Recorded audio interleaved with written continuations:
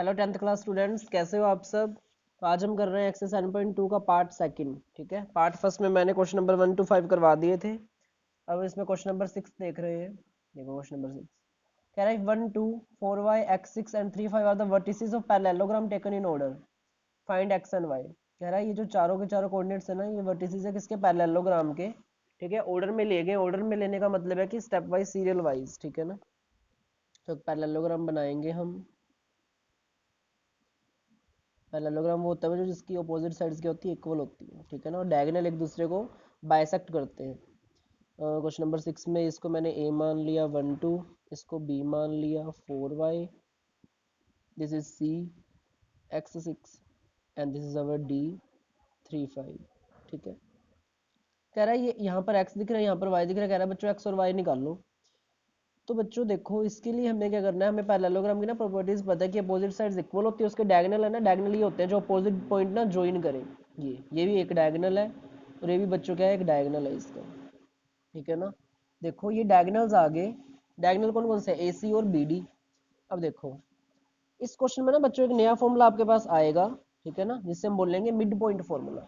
अब mid point formula क्या होता है, देखो हमें पता है कि जो इसके जो दो डायगोनल है एक दूसरे को काट रहे हैं, एक दूसरे को इक्वल रेशियो में। ठीक है ना, कि इस लाइन को ये वाली लाइन दो बराबर हिस्सों में बांट रही है, डिवाइड कर रही है, और इस लाइन को ये वाली लाइन दो बराबर हिस्सों में बांट रही है, काट रही है, डिवाइड कर रही है। ठीक है ना, अब देखो आपने क्या करना है, आपने बच्चों अब एक्स और वाई की वैल्यू निकालनी है। बट निकालोगे कैसे, तो देखो मिड पॉइंट फॉर्मूला समझ लो पहले आप। मिड पॉइंट फॉर्मूला क्या होता है, ठीक है, ये आप इससे पहले लिख लेना अपनी कॉपी में या बाद में लिख लेना। मिड पॉइंट फॉर्मूला देखिए, मिड पॉइंट फॉर्मूला बच्चों सेक्शन फॉर्मूला से ही बना है। ठीक है ना, मान लो आपके पास एक लाइन है ए, इसके कोऑर्डिनेट है x1 y1, इसके कोऑर्डिनेट है b, ये है x2 y2, यहाँ पर c है xy। मान लो ए बी को ना c डिवाइड कर रही है 1:1 में। जब भी रेशियो 1:1 होता है ना, तभी हमारा मिड पॉइंट फॉर्मूला अप्लाई होता है। याद रखना, रेशियो क्या होना चाहिए, मिड पॉइंट फॉर्मूले के लिए 1:1 होना चाहिए। आपके जितने भी क्वेश्चन है ना, 4-5 क्वेश्चन है, सभी में यही फॉर्मूला लगेगा, मिड पॉइंट फॉर्मूला। तो देख लो मिड पॉइंट फॉर्मूला होता क्या है। देखिए बीच वाले कोऑर्डिनेट्स इज इक्वल टू, हमें पता है ये m1 है, ये m2 है ना। अब देखो m1 की मल्टीप्लाई x2 के साथ होती है ना, तो मतलब 1 की मल्टीप्लाई x2 के साथ। देखो 1 की मल्टीप्लाई x2 के साथ, प्लस m2 की मल्टीप्लाई x1 के साथ होती है, तो 1 की मल्टीप्लाई x1 के साथ। नीचे क्या होता है, दोनों का सम 1+1, कोमा, यहाँ नीचे लिख रहा हूँ मैं। ठीक है, वहाँ पे स्पेस नहीं है। फिर हम क्या लिखेंगे, m2 की मल्टीप्लाई y2 के साथ, m2 कौन है, 1 है ना, तो 1 मल्टीप्लाई में y2, प्लस m2 की मल्टीप्लाई y1 के साथ, मतलब 1 मल्टीप्लाई में y1, और नीचे 1+1। ठीक है ना, अब देखो c x y, 1 की x2 के साथ मल्टीप्लाई x2 सेम रहेगा, 1 की x1 के साथ x1 सेम रहेगा ना, तो मैं x1 आगे लिख रहा हूँ, x2 पीछे, बाय 2। यहाँ पे y1 प्लस में y2 बाय 2। तो ये बच्चों आपका क्या है, मिड पॉइंट फॉर्मूला है ये। कब लगता है, जब आपका रेशियो 1:1 आ जाए ना, तब आपने सीधा यही करना है, सिर्फ x1 x2 को ऐड करके 2 से डिवाइड कर दो, y1 y2 को ऐड करके 2 से डिवाइड कर दो, आपके पास क्या आ जाएंगे, बीच वाले के कोऑर्डिनेट्स आ जाएंगे। ठीक है ना, तो देखो अब इसमें मैंने ये फॉर्मूला क्यों अप्लाई करूंगा, हमें पता है कि AC का जो मिड पॉइंट आएगा वही मिड पॉइंट BD का आएगा ना, क्योंकि दोनों एक दूसरे को डायगोनल क्या कर रहे हैं, इंटरसेक्ट कर रहे हैं, इक्वल पॉइंट पे, सेम पॉइंट पे काट रहे हैं। ठीक है ना, ये वाला पॉइंट। तो इस डायगोनल के लिए जो ये वाला पॉइंट आएगा, वो इसी डायगोनल के लिए ये वाला पॉइंट आएगा, कि दोनों सेम है, एक दूसरे को बाइसेक्ट करते हैं ये। ठीक है ना, तो बच्चों देखो AC का मिड पॉइंट, अब देखो इसका AC के लिए रेशियो क्या है, मेरे को पता है ये वाली जो लाइन है, ये वाला जो पॉइंट है, वो इस लाइन को इक्वल पार्ट्स में डिवाइड कर रहा है, मतलब ये क्या है, 1:1 है। इस लाइन के लिए AC का रेशियो 1:1 है, BD के लिए भी रेशियो क्या होगा, 1:1 ही तो होगा, क्योंकि इस लाइन को ये वाली लाइन भी इक्वल पार्ट्स में कट कर रही है। जितनी लाइन ये उतनी ये है, जितनी ये है उतनी ही ये है। मान लो टोटल 10 है तो ये 5, ये 5, ये टोटल 20 है तो ये 10 और ये भी 10। ठीक है ना, इक्वल पार्ट्स में कट करती है लाइंस एक दूसरे को। तो देखो रेशियो के आगे 1:1 आ गया ना हमारे पास, इस लाइन का भी रेशियो 1:1, इसका भी 1:1। तो इस लाइन का मिड पॉइंट ये, और इस लाइन का मिड पॉइंट ये, दोनों क्या होंगे, इक्वल ही तो होंगे। ठीक है ना, तो देखो हम क्या लिखेंगे,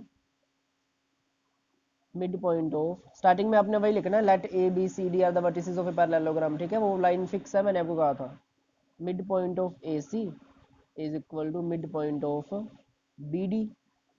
देखो AC का, ये रही AC का मिड पॉइंट मतलब ये वाला पॉइंट, तो मैंने लिखा mid point of AC। BD का मिड पॉइंट मतलब ये वाला पॉइंट, तो मैंने लिखा दोनों इक्वल है। अब मिड पॉइंट ऑफ ए सी निकालना है, तो देखो ए बी सी डी हमारे पास चारों कोऑर्डिनेट्स है ना, ये रे, ये ए है, ये बी है, ये सी है, ये डी है।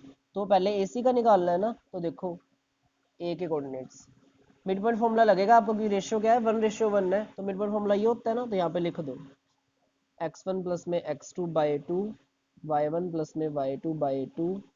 अब mid point of B D, उसमें भी x1 plus x2/2, y1 plus y2/2, इस तरह से। ठीक है, अब आपने क्या करना है, वैल्यूज पुट करनी है। देखो पहले ए सी के लिए, ए सी के लिए ये x1 है, ये y1 है, ये x2 है, ये y2 है। तो x1 प्लस x2 मतलब कि x1 1 है और x2 x है, तो मतलब कि यहाँ पर आपका आ जाएगा 1 प्लस में x/2। फिर y1 प्लस y2, 2 प्लस 6/2। फिर x1 प्लस x2 किसके लिए, bd के लिए, तो ये आपके पास क्या है, x1 x2 है, x1 y1 है, और आपके पास क्या है, x2 y2 है। तो क्या कहता है ये, y1 प्लस y2 ना, तो कर दो y1 प्लस में y2 पहले, बाद में पहले x1 प्लस x2 करना है, मतलब कि ये 4 है बच्चों, 4 प्लस में 3/2। फिर उसके बाद आ जाएगा y प्लस में 5/2। बच्चों इसके बाद तो मेरे को सोल्यूशन दिख ही नहीं रहा ना, बस जो लाइक टर्म्स उसको सोल्व करके फिर हम देखते हैं क्या करना है। 2 और 6 8, 8/2, 4 और 3 7/2, y प्लस में 5/2। बच्चों इकट्ठ होकर क्या आ जाएगा, 4 आ जाएगा। तो इसके कोऑर्डिनेट्स मैं अगले पेज पे लिख रहा हूँ, देखिए 1 प्लस में x/2 और 4 इक्वल टू 7/2 और y प्लस 5/2। अब इस केस में आके बच्चों हमने क्या करना है, कंपेयरिंग करनी है, क्योंकि आगे कुछ सोल्व ही नहीं हो रहा। इसकी पहली वैल्यू x की है, इसकी पहली वैल्यू भी किसकी होगी, x की, इसकी दूसरी वैल्यू y की है, इसकी भी दूसरी किसकी होगी, y की। तो इस ब्रैकेट की पहली वैल्यू इस ब्रैकेट के पहली के इक्वल, ठीक है ना। नाउ कंपेयरिंग दीज कोऑर्डिनेट्स, तो 1 प्लस x/2 इक्वल 7/2, फिर 4 is equal to y plus 5/2। देखो इसके नीचे दोनों के नीचे 2 2 है ना, कट कर दो, तो 1 plus x is equal to 7, x निकालना है, 1 को उधर ले जाओ, माइनस का हो जाएगा, एक्स की वैल्यू क्या आ गई 6। अब इसके नीचे 1 लो तो मल्टीप्लाई करो, 2 4 ज़ा 8 इक्वल वाई प्लस में 5, 2 को मैं उधर ले गया, वाई निकालना है तो 5 को इधर ले आओ, 8 माइनस 5, वाई की वैल्यू क्या आ गई बच्चों 3। तो x is equal to 6, y is equal to 3, और ये हमारा बच्चों क्या है, आंसर है। आई बात समझ में। तो ये देखो हमने एक्स और वाई की वैल्यू निकाल दी, इसकी और इसकी, ठीक है ना। अब क्वेश्चन नंबर 7 देखिए, find the coordinates of a point A. कह रहा है बे के कोऑर्डिनेट्स निकालो, where A B is the diameter of a circle. कह रहा है ए बी क्या है बच्चों, डायमीटर है सर्कल का, whose centre is this and this, ठीक है ना। तो देखो whose centre is this and B के कोऑर्डिनेट्स ये दिए हुए हैं। सबसे पहले एक सर्कल बनाना पड़ेगा हमें, ठीक है ना। ये मान लो एक सर्कल है जिसका डायमीटर है ए बी, ये ए बी। हमें पता है कि इसने ए के कोऑर्डिनेट्स निकालने को बोल रहे हैं, तो जिसके निकालने को बोल रहा है उसको मैं क्या मानूंगा, एक्स वाई, ठीक है ना। और इसके सेंटर के कोऑर्डिनेट दिए हुए हैं, ये रहा, हु सेंटर इज दिस, मतलब यहाँ पे ओ है ना, तो ओ क्या है 2 - 3, और ये बी है, बी क्या है बच्चों 1 और 4 है। आई बात समझ में। अब देखो हमें ए के कोऑर्डिनेट्स निकालने हैं ना, तो ये ए बी क्या है, डायमीटर है, डायमीटर का बिल्कुल सेंटर पॉइंट है, हमें पता है सर्कल के सेंटर से जो भी लाइन सर्कल तक जाती है वो रेडियस होती है, ये भी रेडियस और ये भी रेडियस। तो बच्चों देखो जितना पार्ट ये उतना ही पार्ट है ना, इक्वल है, यहाँ पे भी एक हिस्सा, यहाँ पे भी एक हिस्सा, तो बच्चों रेशियो क्या आ गया, 1:1, ठीक है ना, ये भी 1 है, ये भी 1 है। तो बच्चों जब भी आपका रेशियो 1:1 आए, हम कौन सा फॉर्मूला अप्लाई करते हैं, मिड पॉइंट फॉर्मूला, ठीक है ना, बाय मिड पॉइंट फॉर्मूला। आई बात समझ में। तो बच्चों देखो मिड पॉइंट फॉर्मूला क्या कहता है, x1 प्लस x2/2, ये सेंटर वाले कोऑर्डिनेट्स इक्वल आएंगे, क्योंकि ये है ना, ये this is equal to mid point formula, x1 plus में x2/2, y1 प्लस में y2/2। ये देखो ओ 2 - 3 is equal to x1 x है, x2 1 है, y1 y है, और y2 4 है, अपॉन में 2, ठीक है ना।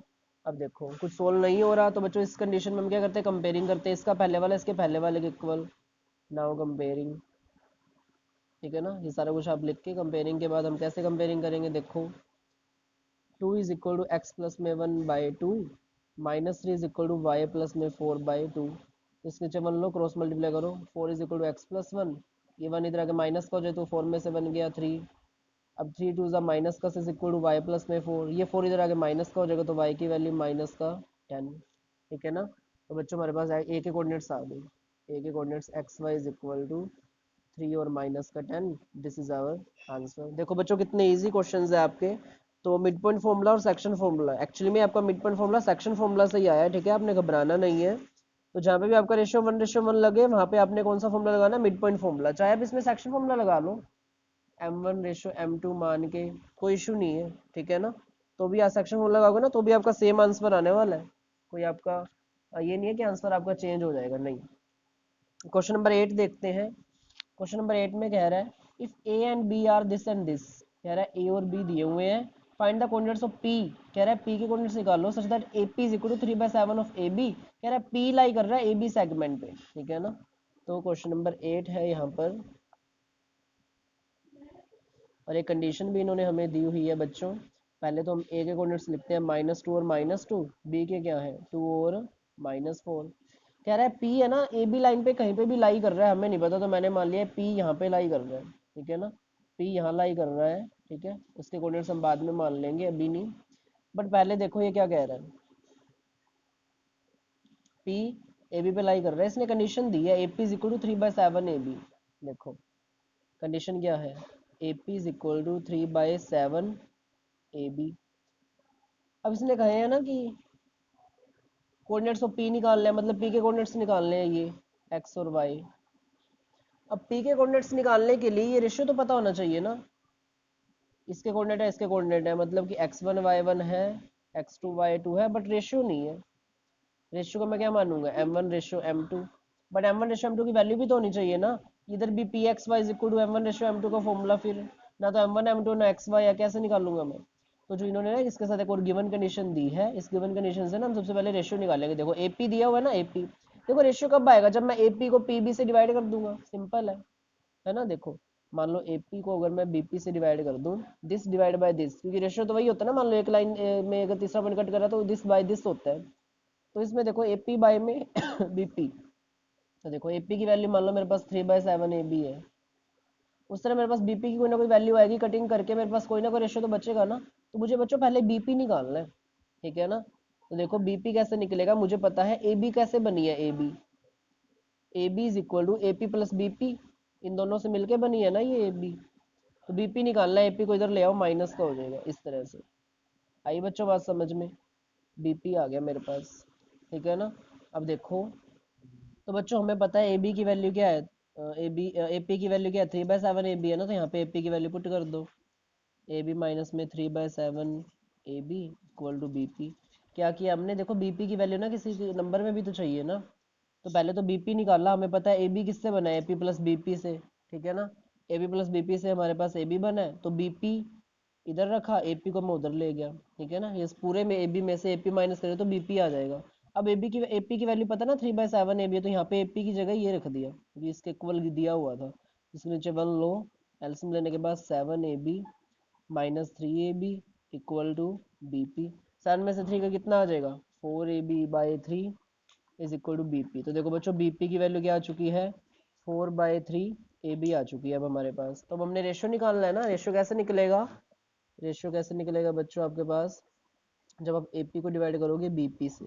ठीक है ना, ए पी की वैल्यू देखो क्या आती, 3/7 ए बी, तो 3/7 ए बी। बी पी की वैल्यू देखो क्या आई है, 4/3 ए बी। ठीक है ना, 4/7 ए बी है बच्चों ये। ठीक है ना, यहाँ पे ए बी है 4/7, 4/7, 4/7। देखो ए बी से तो ए बी कैंसिल हो गया। ठीक है ना, यहाँ पे क्या बचा, 3/7 बाय में 4/7, तो सबसे ऊपर सबसे नीचे वाले की मल्टीप्लाई होती है, दोनों की मल्टीप्लाई होती है। 3 × 7 और 4 × 7, 7 से 7 कट, तो ए पी अपॉन में बी पी क्या बचा बच्चों, 3/4, मतलब कि 3:4। तो हमारे पास रेशियो आ गया ना 3:4। ठीक है ना, अब देखिए हमारे पास रेशियो आ चुका है बच्चों 3:4। अब बच्चों क्या आप पी के कोऑर्डिनेट्स नहीं निकाल सकते, बस इसमें बच्चों नया था क्या था, ये सारी की सारी चीज़ नहीं थी कोऑर्डिनेट्स निकालने वाली। ठीक है ना, तो कोऑर्डिनेट्स हमने निकाल ली, कोऑर्डिनेट्स निकालने के लिए जो रेशियो वाली चीज़ थी ना ये हमने निकाल ली अब रेशियो। ठीक है ना, तो देखो अब तो देखो बच्चों रेशियो हमारे पास आ चुका है। कोऑर्डिनेट्स आप निकाल सकते हो ना सेक्शन फॉर्मूला लगा के, तो बस अब सेक्शन फॉर्मूला लगाओ और पी के कोऑर्डिनेट्स निकाल लो, ठीक है ना। ये आपके लिए होमवर्क है, सेक्शन फॉर्मूला निकाल लो, सेक्शन फॉर्मूला से ना आपने कोऑर्डिनेट्स निकालने हैं, ठीक है ना। पी एक्स वाई आ जाएगा आपके पास आंसर, जो भी आया सही आएगा, ठीक है ना। इसमें रेशियो निकालने वाली बात नहीं थी, वो मैंने आपको बता दिया, ठीक है ना। बच्चों इसका क्वेश्चन नंबर 9 देखिए। क्वेश्चन नंबर 9 में क्या कह रहा है, find the coordinates of the point which divide the line segment joining A and B into 4 equal parts. कह रहा है ए और बी है ना, लाइन जॉइन हो रही है, ये ए है और यहाँ पर आपके पास बी है, ठीक है ना। ए है हमारे पास -2 और 2, बी है हमारे पास 2 और 8। कह रहा है ये जो लाइन ज्वाइन हो रही है ना 4 इक्वल पार्ट्स में डिवाइड हो रही है, तो 4 पार्ट्स बना दो, 1 2 और यहाँ पर 3, 1 2 3 4, 4 पार्ट्स बन गए ना। कह रहा है इन चारों पार्ट्स के ना अपने क्या निकालने हैं, कोऑर्डिनेट्स निकालने हैं। इसको मैंने मान लिया सी एक्स वाई, इसको मान लिया डी एक्स वाई, ठीक है ना, इसको मान लिया मैंने ई एक्स वाई। तो ये ए बी है, उसके ये सारे के सारे पार्ट्स हैं जो डिवाइड हो रहे हैं, ठीक है ना। तो देखो अब सबसे पहले मुझे ए सी के भी निकालने हैं, डी के भी और ई के भी। तो देखो पहले मैंने डी के निकाल रहा हूँ, ठीक है ना। फर्स्टली डी के कोऑर्डिनेट्स ऑफ डी लिख लेना आप यहाँ पे, कोऑर्डिनेट्स ऑफ डी के लिए। तो हमारे पास फिगर क्या बनेगा, ए है -2 2 और बी है 2 8 और डी है एक्स वाई। तो देखो बच्चों, जब अकेला डी होगा तो रेशियो क्या होगा, 1:1, सिंपल सी बात है। तो 1:1 पे क्या लगता है, मिड पॉइंट फॉर्मूला। अब आपकी मर्जी है, देखो इस क्वेश्चन को ना 2-3 तरीके हैं करने के। या तो सी का रेशियो देखो, इधर 1 है और इधर कितने पार्ट है, 1 2 3, तो इसका रेशियो क्या आ सकता है, 1:3 आ सकता है। डी के कितने हैं, 2:2 और ई के कितने हैं, देखो ई के 3:1। तो जैसे इसका क्वेश्चन नंबर सेकंड था ना, या तो आप वैसे कर लेना या आप ऐसे कर लेना, ऐसे भी इजी है। इसमें मिड पॉइंट फॉर्मूला लगेगा, उसमें सेक्शन फॉर्मूला सारा का सारा यूज करोगे आप, ठीक है ना, ज़्यादा डिफरेंस नहीं है। तो अब देखो इसमें डी का रेशियो मैंने 1:1 मान लिया, क्योंकि सी और ई मान लो नहीं है, तो ये भी 1 है ये भी 1 है, तो इसमें लगा दो mid point formula, D x y equal to x1 plus x2 -2 + 2/2 y1 plus y2 2 + 8/2। तो D x y equal to 2 से 2 कट 0, तो 0, 2 + 8 10, 10/2 इज 5। तो डी के आगे ना हमारे पास देखो डी के कोऑर्डिनेट्स आ चुके हैं 0 और 5, ठीक है ना। अब क्या निकालने हैं, सबसे पहले मैं सी के निकालता हूँ, ठीक है ना। To find the coordinates of C. अब देखो अब सी के कोऑर्डिनेट्स निकालने के लिए हम क्या करेंगे, देखिए अब सी के कोऑर्डिनेट निकालने के लिए देखो जो आपका फिगर है वो क्या बनेगा, यहाँ पर आपका ए है। अब सी देखो किसके बीच में, ए और डी के बीच में है ना, तो ये भी 1 ये भी 1, तो 1:1 निकालने के लिए मैं ए और डी लिखूंगा यहाँ पे। डी क्या है, 0 और 5 है, तो यहाँ पर सी एक्स वाई निकालने के लिए इसका रेशियो क्या हो जाएगा बच्चों, 1:1। देखो अगर आपको ये डिफिकल्ट लग रहा है ना, आप सिंपल मेथड से कर लो। सिंपल मेथड क्या होगा, देखो सी के रेशियो क्या आ जाएगा, 1:3, यहाँ पर लिखोगे 1:3। डी के क्या आ जाएगा, 2:2, ई का क्या आ जाएगा, 3:1। पहले सी के लिए सेक्शन फॉर्मूला लगाओ, डी के लिए सेक्शन फॉर्मूला, ई के लिए भी सेक्शन फॉर्मूला, चाहे आप वैसे कर लो, ठीक है ना। बट ये मोस्टली बच्चों को इजी लगता है, क्योंकि 1:1 आ जाता है ना, सीधा x1 x2 ऐड करो, 2 से डिवाइड करो, तो बच्चे ये करते हैं। तो अब सी के निकाले ना, तो C X Y mid point formula लगेगा, क्योंकि रेशियो क्या है, 1:1 है। जब भी रेशियो 1:1 आता है हमारा मिड पॉइंट फॉर्मूला लगता है। x1 + x2/2 y1 + y2/2। तो -2 और 0 इज -2/2 और 7/2। तो सी के कोऑर्डिनेट्स क्या आ गए बच्चों, इसको इससे कट के तो -1 और 7/2, ठीक है ना। तो हमारे पास इसके कोऑर्डिनेट्स आ गए। अब क्या रह गया बच्चों, ई रह गया ना। अब ई किसके बीच में, डी और बी के बीच में है, तो ये भी 1 ये भी 1, इसका रेशियो भी क्या आ गया बच्चों, 1:1 आ गया। Now to E, coordinates of E किसके बीच में मानेंगे हम, D05 और B28 के बीच में E आएगा ना। तो बच्चों सिंपल सेक्शन फॉर्मूला क्या कहता है, E05।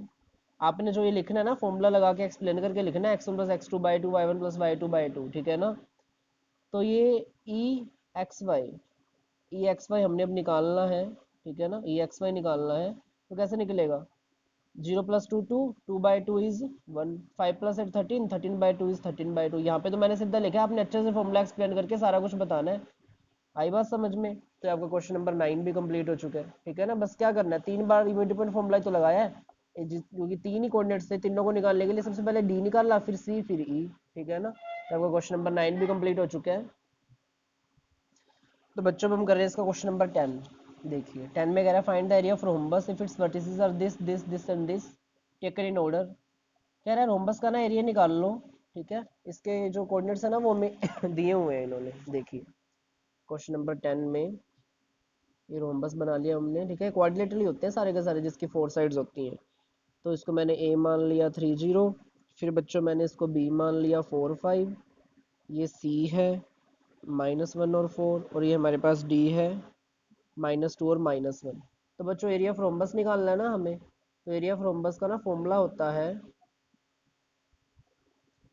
Area of rhombus is equal to half into में product of its diagonal, product of its diagonals. देखो जो डायगोनल क्या होते हैं, ये होते हैं ना जो अपोजिट पॉइंट्स को ज्वाइन होते हैं, ये क्या होता है डायगोनल। इसमें बच्चों दो डायगोनल है तो इसका एरिया देखो क्या बन जाएगा, हाफ इंटू में प्रोडक्ट मतलब मल्टीप्लाई ए सी और बी डी की मल्टीप्लाई, ए सी इंटू में बी डी। तो ए सी का डिस्टेंस है ये, इसमें ये नहीं है कि ए सी का मिड पॉइंट है या कुछ और है, नहीं। ए सी लाइन की जितनी दूरी है और बी डी लाइन की जितनी दूरी है वो है, तो ए सी निकालो डिस्टेंस फॉर्मूले से, ठीक है ना। ए सी ये x1 y1 x2 y2, x2 minus x1 का square plus y2 minus y1 का स्क्वेयर, ठीक है ना। याद रखना है आपने, यहाँ पे डिस्टेंस फॉर्मूला यूज होना है क्योंकि ए सी और बी डी की मल्टीप्लाई मांग रहा है, तो ए सी का डिस्टेंस और बी डी का डिस्टेंस। तो x2 माइनस x1 मतलब कि -1 -3 का स्क्वेयर। 7.1 का फॉर्मूला है, जिसने 7.1 नहीं की ना उसको ये समझ नहीं आएगा। 4 माइनस 0 का स्क्वेयर, तो -4 का स्क्वेयर प्लस 4 का स्क्वेयर। 4 का स्क्वेयर क्या होता है बच्चों, 16 प्लस 16 क्या आ जाएगा, √32। 32 का रूट सोल्व कर लो इस तरह से एलसीएम लेके, ठीक है ना। ये तो बच्चों जहाँ भी आता है आपको हर बार सिखाता हूँ, तो आप ट्राई किया करो कि ना बताना पड़े। इन दोनों का पेयर बन गया, तो 2 ज़ा 4, 4√2, ठीक है ना। ये तो ए सी आ गया।